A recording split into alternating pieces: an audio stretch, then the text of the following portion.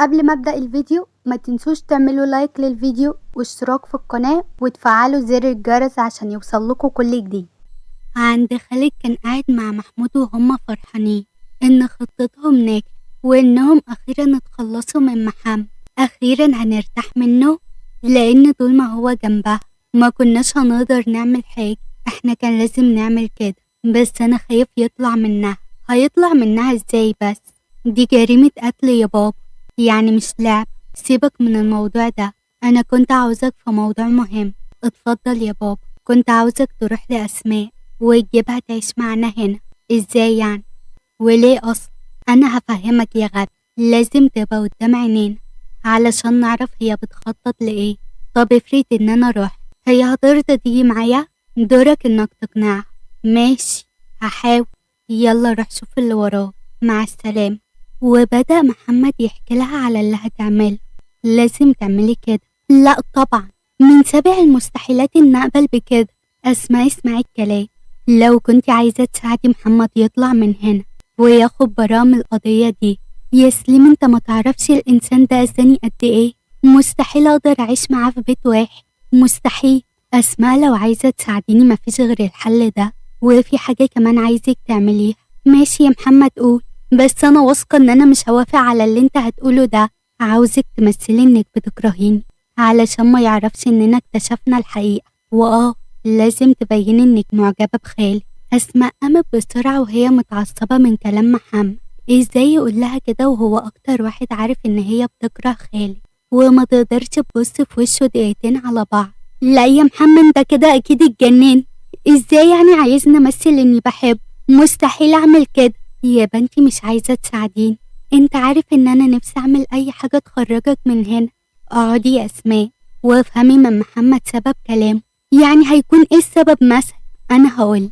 انت لما تروحي تسكني معاهم هتقدري تعرفي هما هيعملوا ايه وبيخططوا لايه، وتمثلي انك معجبة بيه، وده هيسهل علينا الخطة بتاعتنا. طب لو انا وافقت ان انا اعيش معاهم، تقدر تقولي هروح اقول لهم ايه؟ ارجوكوا خلوني اعيش معاكوا. في ايه يا محمد؟ ما تقلقيش، انا متأكد ان عمك مش هيسيب الفرصة دي تضيع من ايديه، وهيحاول يخليكي قدام عينيه علشان يعرف بنخطط لايه. انا مش مطمنة للحكاية دي. ان شاء الله خير. امري لله. موافقة، بس انا نفسي افهم ايه اللي وصلكوا لكده، ولمحمد كان المشتبه الاول في الجريمة دي. حاجة اسماء هي ومحمد لسليم كل حاجة، وبعد ما خلصوا انفجر سليم من الضحك عليهم. يعني انت مثلت انك اتجوزت عليها فهي حبت تضايق، فمثلت هي كمان ان هي تخاطب. لا ده انتوا لازم تدخلوا العباسية بسرعة، لان ده هبل وهطل والله العظيم. سليم اخرس خالص والا هقوملك. وانتي يا اسماء مش عايز اي حد يعرف حاجة، انتي فاهمة؟ فاهمة. يلا بقى انا هدخله. اسكتوا. سليم دخل جميلة وهنادي وماي، واول ما شافوا محمد بدأوا يعيطوا، وهو خدهم في حضنه علشان يطمنه. طب انتوا بتعيطوا ليه دلوقتي؟ مش فاهم. يعني انت واقع في النصيبة دي وعايزنا نعمل ايه؟ نزغرط مثلا؟ مايا كانت واقفة ولسه هتخرج، بس اسماء مسكت ايديها بسرعة ومنعتها. انتي رايحة فين؟ هخرج استنى بره. انتوا عيلة مع بعض؟ لا طبعا، انتي واحدة من عيلتنا دي. انتي ساعدتينا من غير ما تعرفين. ايوه بقى، ايه الحكاية دي؟ عاوزين نفهم انت ازاي يعني مش متجوز ماي. دي حكاية طويلة هبقى افهمها لكم. انا اسف يا جماعة، بس لازم دلوقتي يروح الحجز. انا كنت مأخرة لحد ما انتوا تيجوا، وانتوا فاهمين القوانين طبعا. تمام، احنا هنمشي دلوقتي ونبقى نيجي في وقت الزيارة. مشي كلهم وراحوا على البيت، ودخلت اسماء على اوضتها بسرعة. اتفضلي فهمينا بقى ايه اللي حصل، وانتوا ده كله كنتوا بتتكلموا في ايه؟ مفيش. هو كان بيعرفني ان هو مش متجوز ماي. ما احنا كلنا عارفين كده. ايه الجديد؟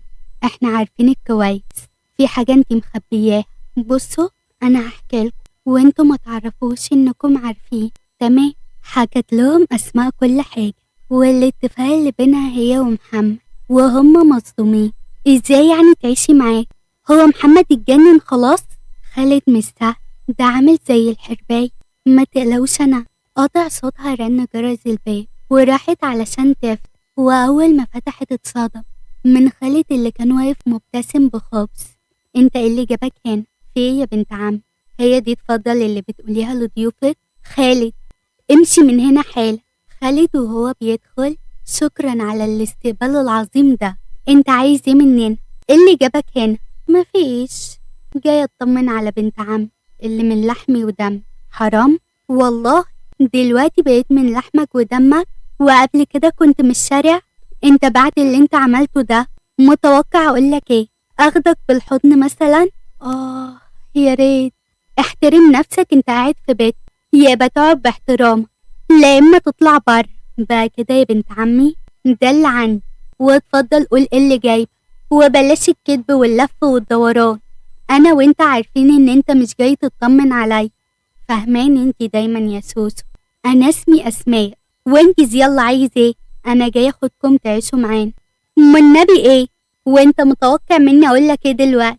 انا عارف انك هترفض، بس انا مش همشي من هنا لو انت معايا. انا مش هسيبك تعيشي من غير وجود راجل يقف جنبي. وانا سمعت ان محمد اتسجن. والله انا ماليش دعوة يتسجن ولا لا، هو زيه زيك بالظبط. انت فضحتني باللي عملت، وهو جرحني لما صدق ومرضاش يسمع الحقيقة مني. بصي، انا ماليش دعوة بالكلام ده كله. انت دلوقتي هتيجي معايا انت ومرات عمي. اسماء بصوت واطي لنفسها: حلوة اوي، اهو كده الخطة ماشية صح. اصرارك في اني اعيش معاك هو السبب في نهايتك، وده هيكون قريب اوي. ها، قلتي ايه؟ هاجي، بس بشرط. وايه هو؟ ان خالته هنادي تيجي معانا. انا مش هسيبها لوحدها ابدا، وانا موافق. انا هدخل علشان اجيب حاجاتي وافهمه. دخلت اسماء الاوضه وهي فرحانه ان خطتها نجحت من غير اي مجهود. ايه اللي حصل؟ الخطه ماشيه كويس جدا. هو جاي ياخدنا نعيش معاه، يعني هنسيبها نادي لوحدها؟ لا طبعا، هنون هتيجي معانا. انا اشترطت عليه ان هي هتيجي تعيش معانا، وانتي يا مايا هتعيشي في بيت خالتي. طب اعتبري ان محمد جوزي، ولازم تروحي تزوريه كل يوم وتحكي له على اللي بيحصل. انا مش هينفع اروح له علشان ما ننكشفش. هبقى اكلمك واقولك كل حاجه، وانتي هتوصليها لمحمد. ماشي، بس انا خايفه قوي يا اسماء. طول ما احنا مع بعض هنقدر نطلع محمد من السجن ونحط اللي يستاهل هناك. كلكم معايا؟ معاكي. يلا نجهز الشنط بسرعه، وانتي يا ماي تستني لحد ما احنا ننزل، وبعدين تطلعي على شقتي لانه لو شافك هيكشف. ماشي. خلصوا تجهيزات الشنط وطلعوا بره قبل خالد اللي كان قاعد بيلعب في تليفونه. اخيرا، ده انا قلت انكم نمتوا. يلا نمشي، احنا جبنا كل حاجة، يلا. ومشيوا كلهم وراحوا على بيت محمود. اهلا اهلا، نورتوا البيت. البيت منور بصحاب. جت مروة واول ما شافت جميلة حضنتها وهي فرحانة. ازيك يا خالتي جميل؟ الحمد لله يا بنتي، انتي عاملة ايه؟ كويس. هي دي اسماء؟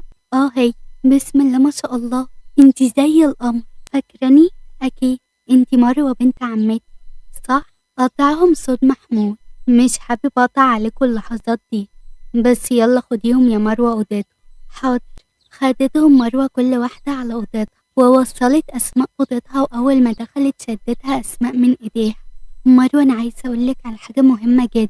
في ايه يا اسماء؟ ولحد كده استنونا في الحلقة الجاية، وما تنسوش تعملوا لايك للفيديو واشتراك في القناة وتفعلوا زر الجرس علشان يوصل لكم كل جديد.